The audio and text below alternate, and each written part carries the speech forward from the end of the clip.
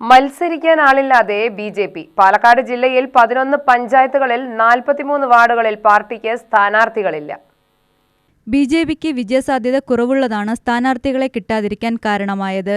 ചിറ്റൂർ, തത്തമംഗലം നഗരസഭയിൽ 5 വാർഡുകളിലും കാഞ്ഞിരപ്പുഴ പഞ്ചായത്തിൽ 8 വാർഡുകൾ മത്സരിക്കാൻ സ്ഥാനാർത്ഥികളെ കിട്ടിയില്ല. ബി.ജെ.പി. മുഖ്യ പ്രതിപക്ഷം ആയിരുന്ന പുതുനഗരം പഞ്ചായത്തിൽ 4 വാർഡുകളിലും ഇത്തവണ സ്ഥാനാർത്ഥികളെ കിട്ടിയില്ല. ആലത്തൂർ പഞ്ചായത്തുകളിൽ 5 വാർഡുകളിലും സ്ഥാനാർത്ഥികളെ കിട്ടിയില്ല. മങ്കര, വണ്ടാഴി, പെരുമാട്ടി പഞ്ചായത്തുകളിൽ 4ലും വടക്കഞ്ചേരി പഞ്ചായത്തിൽ 3ഇടത്തും കിഴക്കഞ്ചേരി 2ഇടത്തും ബി.ജെ.പിക്ക് സ്ഥാനാർത്ഥികളെ നൽകാനായിട്ടില്ല.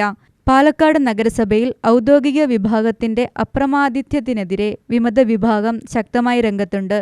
3ാം തവണയും ഭരണം പിടിക്കാനാകുമെന്ന പ്രതീക്ഷയ്ക്ക് കോട്ടം തട്ടിയിരിക്കുകയാണ്. നിലവിൽ 24 കൗൺസിലർമാരുള്ളിടത്ത് ഇത്രയും പേരെ ഇത്തവണ വിജയിപ്പിക്കാനാകുമോ എന്ന സംശയത്തിലാണ് പാർട്ടി നേതൃത്വം. കടുത്ത വിഭാഗീയതയാണ് പാലക്കാട് നിലനിൽക്കുന്നത്.